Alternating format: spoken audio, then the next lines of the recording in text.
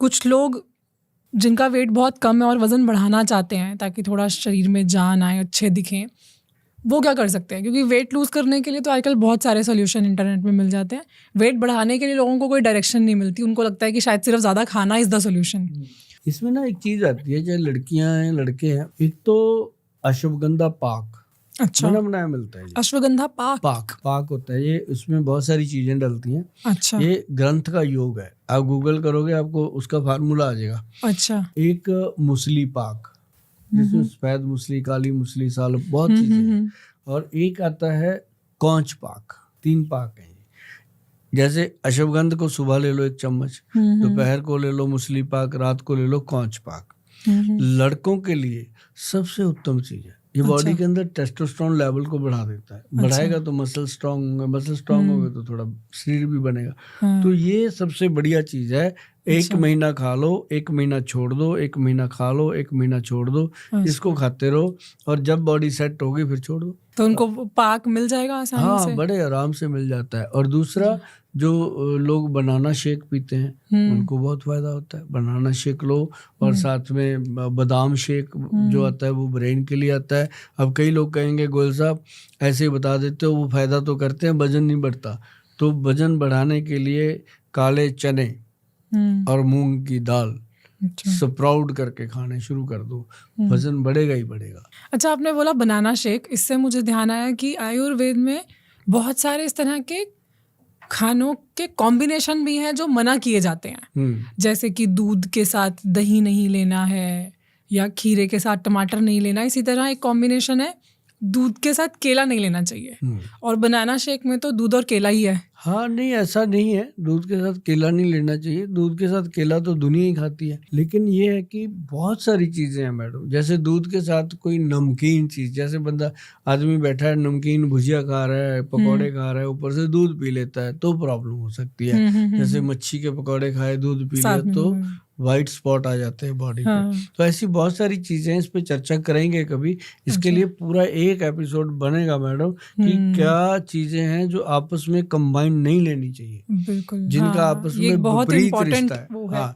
इस पे करेंगे एक दिन करेंगे। मैं चाहती हूँ कि अगर लोग इस टॉपिक के ऊपर चाहते हैं एक एपिसोड, रॉन्ग फूड कॉम्बिनेशंस, वो फूड्स के कॉम्बिनेशन जो हमें अवॉइड करने चाहिए, जो हमारे लिए बहुत ज़्यादा हानिकारक हैं, अगर इस पे आप चाहते हो हम लोग बैठ के इस पे भी डिस्कस करें और सर से इसके बारे में भी पूरा नॉलेज लें, तो कमेंट करके बताइए।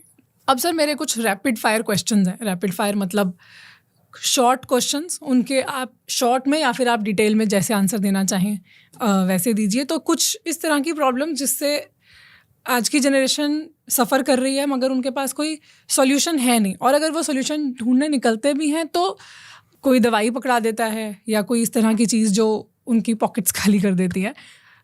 हम चाहते हैं कि आप कोई ऐसा उपाय दें जिससे वो घर बैठे आसानी से इन्हें फिक्स कर सके। एंग्जाइटी या स्ट्रेस आजकल बहुत कॉमन है, तो इससे डील करने के लिए, इससे मैनेज करने के लिए आयुर्वेद की सबसे बढ़िया रेमेडी क्या होगी? अश्वगंधा।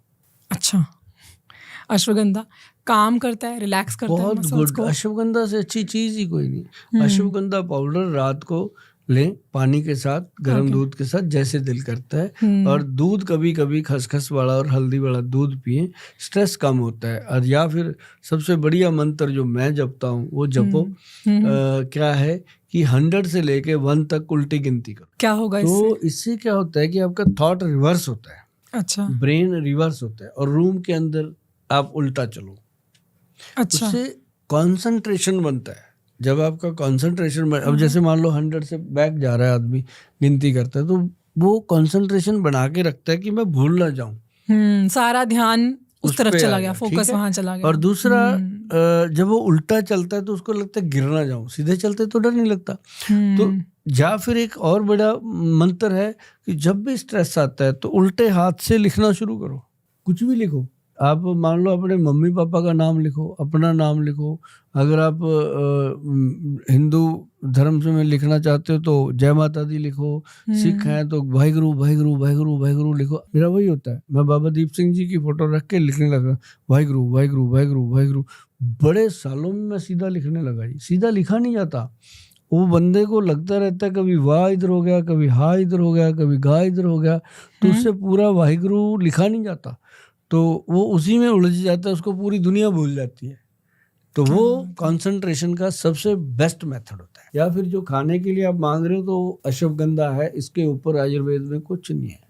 और इसको लेने का सही टाइम सोने से पहले, रात को बेड टाइम, हाँ बेस्ट है, सबसे बेस्ट। दिमाग को तेज करने के लिए कोई आयुर्वेदिक कोई हर्ब या कोई इस तरह की चीज जिसको ग्रोइंग बच्चे ले सके, उनका दिमाग शार्प, ब्रेन शार्प हो? कौन सी ऐसी चीज है दुनिया में जो दिमाग जैसी लगती है? अखरोट। हाँ तो तो लोग क्या कहते हैं, बादाम खाओ, मैं कहता हूँ अखरोट खाओ।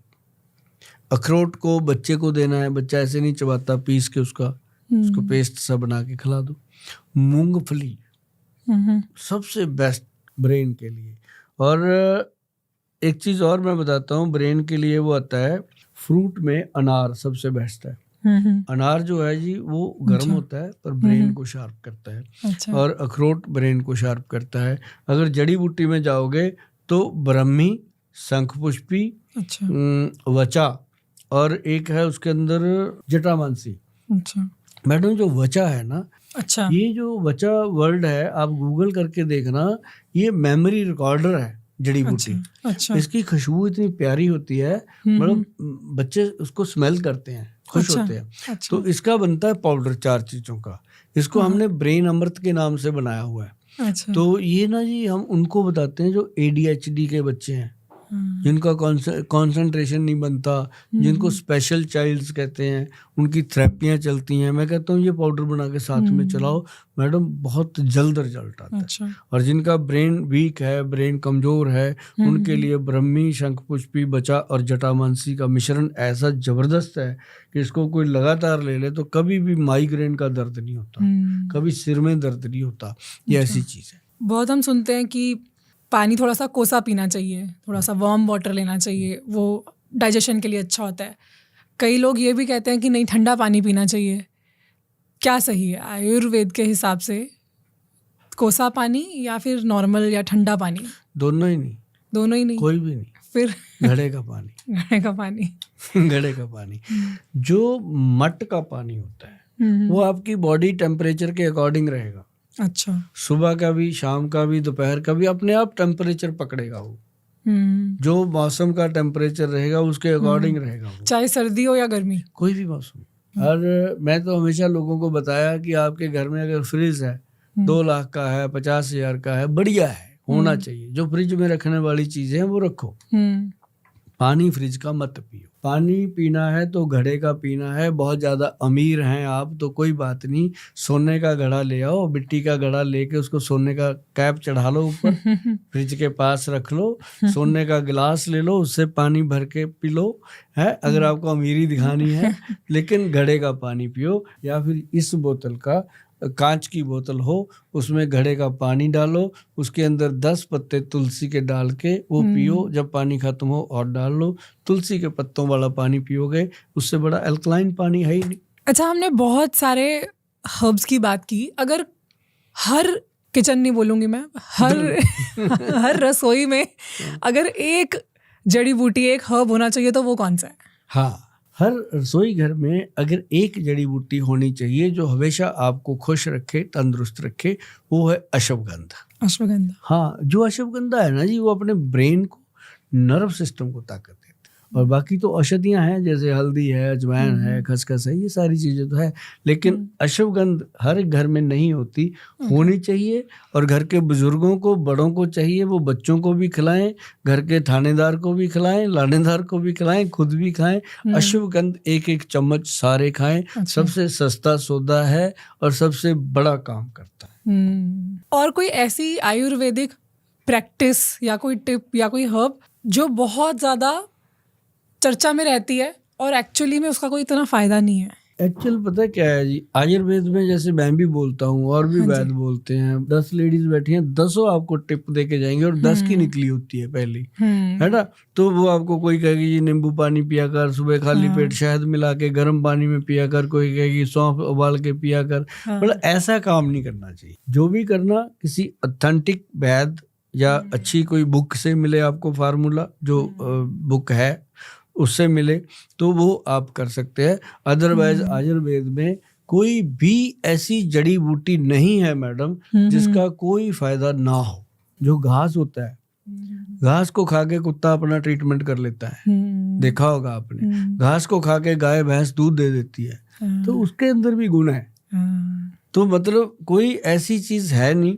एक बार की बात मैं बताता हूँ, भगवान श्री धन्वंतरी जी हुए हैं जो आयुर्वेद के जनक हुए हैं, उनके चेले थे, सैकड़ों चेले आयुर्वेद में उनके थे, ऋषि मुनि। तो सब उन्होंने गद्दी देनी थी एक को, सबको बुला के कहते भी एक जो आप में से ऐसी जड़ी बूटी लेके आएगा ढूंढ के जिसका कोई गुण ना हो, उसको गद्दी दूंगा। लो जी, सारे अपने अपने जंगलों में पहाड़ों में सब चले। कोई कुछ पकड़ के आ रहा है, बड़ा बड़ा ये है जी, ये तो बेकार है। कोई बैंगन ले आया, कहते इसका नाम ही बेगुण है, ये तो बेगुण है। मतलब सब ले आए। तो वो एक उनमें से चेला वापस नहीं आया। सबने कहा वो नहीं आया, कहाँ गया, गुम हो गया। कहते वो शर्म के मारे भाग गया होगा, उसको मिली नहीं होगी कोई। सच वही हुआ कि वो आके बैठ गया दीवार के पास। भगवान धन्वंतरी जी ने पूछा, हाँ भाई क्या हुआ तू? कहता सर मैंने धरती का कोई कोना नहीं छोड़ा और मुझे कोई ऐसी औषधि नहीं मिली जिसके अंदर कोई गुण ना हो मानव शरीर के लिए। अगर कोई मानव शरीर के लिए नहीं तो वो पशुओं के लिए फायदा करती है, कुछ ना कुछ उसका फायदा था। कहते तेरी तो इंतजार कर रहा था मैं, चला दे दी। वो महर्षि चरक हुए। अच्छा, चरक संहिता वाले। तो ये आयुर्वेद का विज्ञान बहुत बड़ा है मैडम, और इसको मैं आराम से जैसे बैठा आपके साथ बात करता हूँ, मेरे को तो चाहे 365 दिन बुलवाते रहो, खत्म नहीं होगा ये। आपका पैशन है ना सर, हाँ, इसलिए आपको मेरे को ये है कि मेरे को अब इसके अंदर मेरे को पैसे के लिए काम नहीं करना, प्रतिष्ठा के लिए काम करना है कि जब दुनिया से जाएं तो लोगों को ये लगे कि यार नहीं अभी और रुक जाता थोड़ी। ऐसा लगना चाहिए। ऐसा ना हो कि लोगों को लगे धरती का बोझ खत्म हो गया, अच्छा हो गया। ऐसी तो जिंदगी जीने का फायदा ही कोई नहीं है। तो ये काम करके जाएंगे मैडम। ऐसा नहीं, हमारी बेस्ट विशेस आपके साथ हैं। बिल्कुल चाहिए। आज आपने इस पॉडकास्ट के थ्रू लोगों को, मैं कहूँगी कि सुखी बनाया, क्योंकि कहते हैं ना पहला सुख निरोगी काया। तो आपने जो आज विजडम, ज्ञान जो सब बांटा है यहाँ पे, वो बहुत ज़्यादा अनमोल है, वो बहुत वैल्यूएबल है। और मैं उम्मीद करती हूँ कि हमारी ऑडियंस ने ज़रूर कुछ ना कुछ सीखा होगा। और जैसा आपने कहा था कि 10% भी अगर सीख के वो चले जाएं तो उनकी ज़िंदगी बहुत ज़्यादा बेहतर हो सकती है। तो आई होप उनकी लाइफ बेटर होगी इसको सुनने के बाद। सिर्फ हल्दी खाना शुरू कर दे रात को थोड़ी सी ऐसे, और एक त्रिफला पाउडर खाना शुरू कर दे, मैं समझूंगा मेरा काम हो गया। जैसे मैंने जिंदगी को जिया मस्त, वैसे जिएंगे बच्चे, जिएंगे वो।